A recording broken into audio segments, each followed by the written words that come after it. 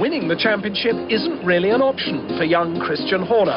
This is his first big opportunity, and he's only here because of his own never-say-die search for money.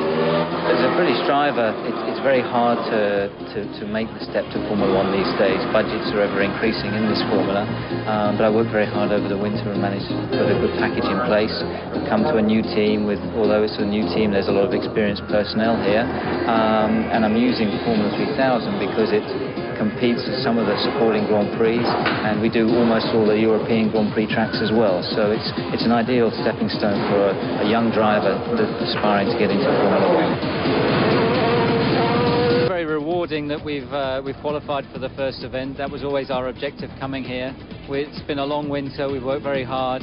I'm driving for a new team this year. That's every component is new.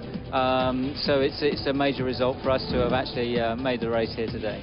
Gary Horner was just happy to see his son Christian come home safely in 17th. It's tremendously frustrating because, as with any serious professional racing driver, you're out there to give it your very best shot, and you know it's obviously very, very disappointing when it doesn't go right for you. The other British drivers didn't fare too well. Christian Horner again failed to qualify after struggling to find a setup for his Lola, while Gareth Rees will start 21st, and David Cook has only scraped in because Cochero crashed in this morning's warm-up. Came here determined to turn things around for the second half of the year, and we went through things in enormous detail prior to the race. Found a few things on the car that weren't quite as we'd hoped, but we managed to rectify them and now are going in the right direction.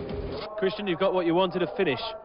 Yeah, I mean, at half distance I lost total feeling in my right foot. I was suffering from dreadful cramp, and it caused me quite a considerable amount of pain in the second half of the race, but we've clocked up the miles. The car ran consistently from start to finish.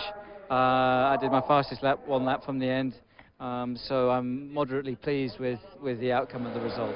If I can get a good start, make up a few places, we've got a good race set up, and you know, I'm sure that we can pick up a lot of places in the race.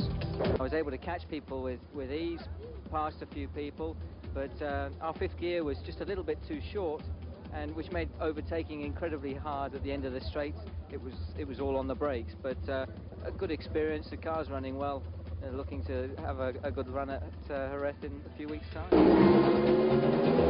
Christian Horner would be the first to admit that with a brand new team in a new series, he's struggled at times to keep up with the front runners, although his last few finishes have shown promise for the future. And Christian is optimistic about next season. With two cars in the team, there'll be a lot more feedback to help improve performances. Never having driven in an international championship before, all the tracks have been new. Some of them have been street tracks, some of them have been Grand Prix circuits, and there's been a huge amount to learn. And in order to capitalise on what we've done this year, you know, next year was always at the back of our minds. If we could get in a top 15, you know, I would be reasonably satisfied with that. With a bit of luck, who knows, maybe even the top 10. It's the last race. That brings a first ever point for Christian Horner in 6th. Made a very good start from the restart, and then I just kept my head down, and I had Rowley, my engineer, screaming in my ear every lap, pushing and egging me on, and the times were good in the car, and the testing and development we've done between the last race has really showed off this last run.